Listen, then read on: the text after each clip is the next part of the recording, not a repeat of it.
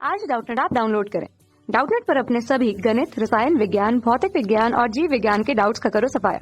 बस प्रश्न की फोटो खींचो, एक ही प्रश्न को क्रॉप करो और तुरंत वीडियो सोल्यूशन पाओ। अभी डाउनलोड करें। बाह्य श्रोतीकरण की आवश्यकता तथा मूल्यांकन कीजिए एवं इसकी सीमाओं का विवेचन कीजिए। तो इस प्रश्न के अंतर्गत सबसे पहले हमें ये जानना है कि बाह्य श्रोतीकरण से हमें क्या लाभ होता है, अर्थात इसकी क्या क्या आवश्यकताएं होती हैं और साथ ही साथ इनकी क्या क्या सीमाएं होती हैं तथा इन बाह्य श्रोतीकरण से हमें क्या क्या हानियां भी हो सकती हैं। तो इसको हमें विस्तार रूप से जानना है। तो सबसे पहले हम देख लेते हैं कि इसकी आवश्यकताएं किस प्रकार से होती हैं। तो बाह्य श्रोतीकरण के आवश्यकता हम देख लेते हैं। बाह्य श्रोतीकरण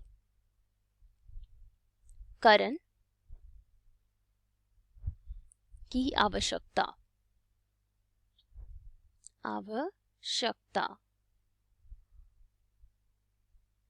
तो इसको हम विस्तार से देख लेते हैं, इसकी कौन कौन सी आवश्यकताएं होती हैं। तो सबसे पहला हमारा आवश्यकता हो जाती है हमारी व्यापार की वृद्धि, अर्थात बाह्य श्रोतीकरण से सबसे पहला हमें क्या लाभ होता है, व्यापार का हमारा वृद्धि होता है। हम सभी जानते हैं कि बाह्य श्रोतीकरण का क्या अर्थ होता है। बाह्य श्रोतीकरण का अर्थ होता है एक व्यावसायिक संगठन जब उसके कई प्रकार के कार्य हो जाते हैं तो उसको वो विभिन्न वर्गों में बांट देती है, अर्थात अपने कार्यों को विभिन्न वर्गों, विभिन्न संस्थाओं को बांट देना, और जो जिस कार्य में वो संगठन बहुत ही प्रसिद्ध हो तथा बहुत ही कुशल हो, उस कार्य को ही वो अपने पास रखता है और बाकी कार्यों को बांट देता है।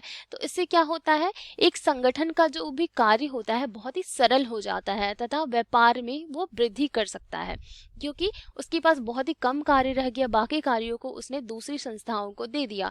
तो वो अब क्या कर सकता है, इस पे ध्यान लगा सकता है कि वो अपने व्यापार को बड़े आकार में वृद्धि कर सके और अपने व्यवसाय को अंतर्राष्ट्रीय स्तर तक पहुंचा सके। तो व्यापार में वृद्धि करता है बाह्य श्रोतीकरण के द्वारा एक व्यावसायिक संगठन।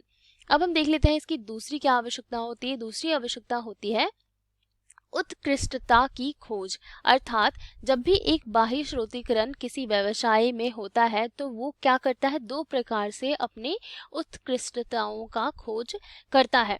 तो सबसे पहले एक व्यावसायिक संगठन का क्या उद्देश्य होता है कि वो अधिक से अधिक लाभ कमा सके, लेकिन इसके साथ साथ बाहरी श्रोतीकरण के द्वारा वो एक व्यावसायिक संगठन दूसरों के लिए भी कुछ कार्य करने का उत्कृष्ट होता है, अर्थात हम बाह्य श्रोतीकरण में संगठन क्या करती है, अपनी ढेर सारी गतिविधियों में क्या कर लेती है, अपनी जो केंद्रीय गतिविधि होती है, केंद्रीय कार्य होते हैं वो उसको अपने पास रख लेती है और बाकी कार्यों को दूसरों तक बांट देते हैं तथा दूसरों को भी रोजगार उपलब्ध करा देती है।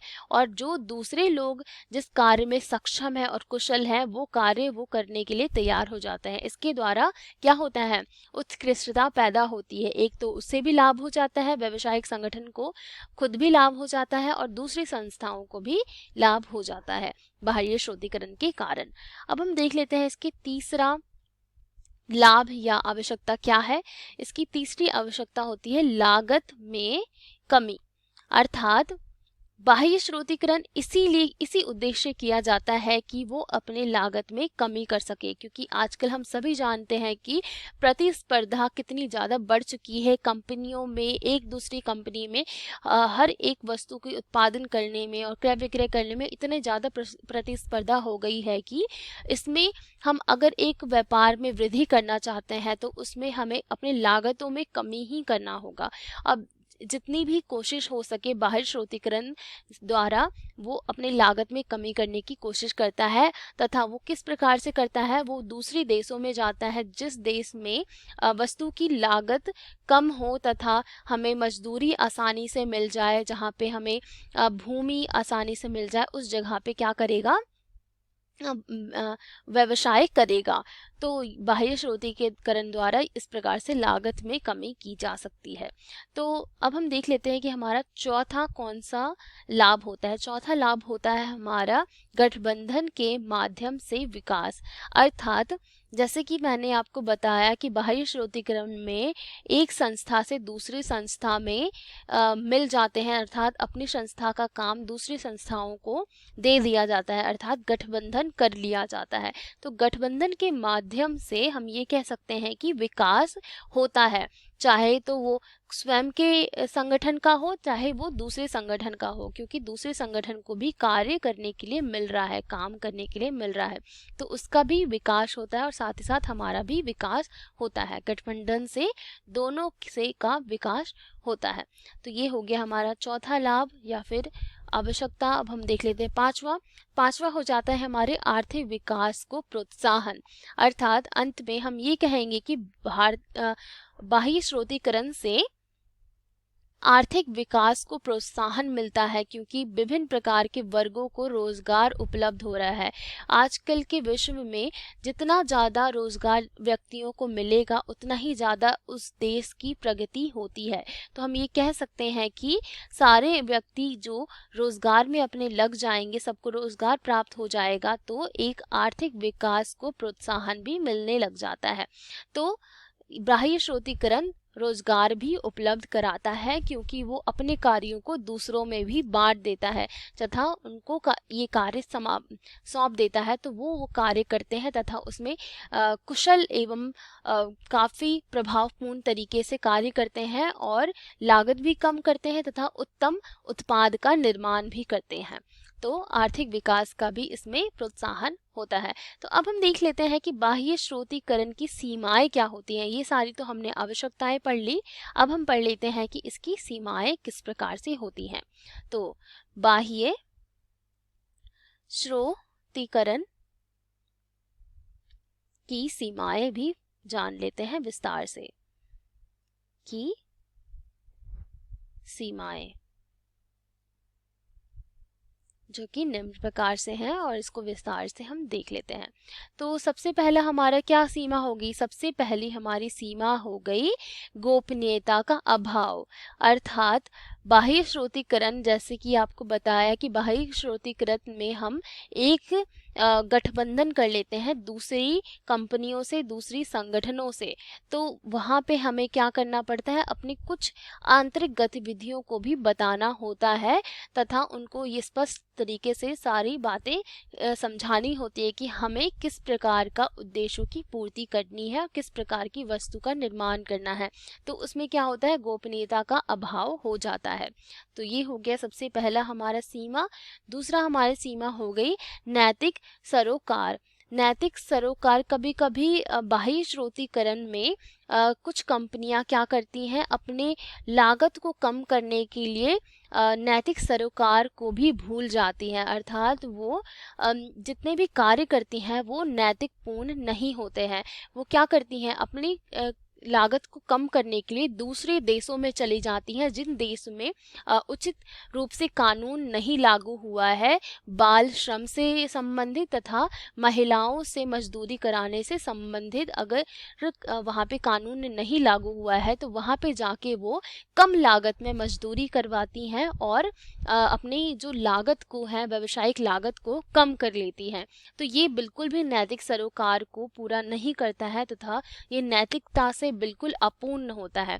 तो बाहरी स्रोतीकरण में हमारे कुछ ऐसे कार्य भी हो जाते हैं लोगों से, व्यावसायिक उद्यमों से, जो नैतिक सरोकार के अंतर्गत नहीं आते हैं।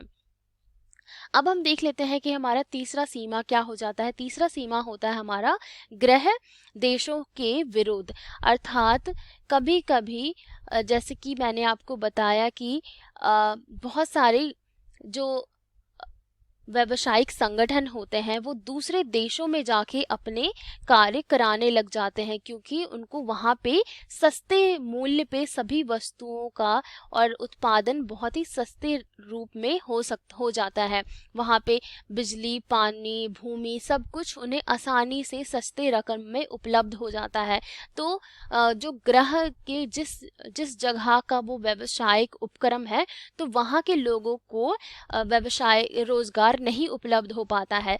तो बाह्य स्रोतीकरण का कभी कभी देश के जो ग्रह के लोग होते हैं वो विरोध करते हैं कि बाह्य स्रोतीकरण नहीं होना चाहिए, क्योंकि उनको भी रोजगार की उतनी ही आवश्यकता है जितनी दूसरी देशों के लोगों की आवश्यकता है। लेकिन व्यावसायिक संगठन अपने लाभ को कम करने के लिए वो दूसरे देशों में जाके अपने कार्य करवाते हैं, जहाँ पे उनको कम लागत देनी पड़ती है। अब हम देख लेते हैं, इसीलिए वहाँ पे क्या होता है, ग्रह देश का विरोध किया जाता है। और अंत में देख लेते हैं हमारा कि अंत का हमारा बाह्य स्रोतीकरण का सीमाएं क्या होती हैं।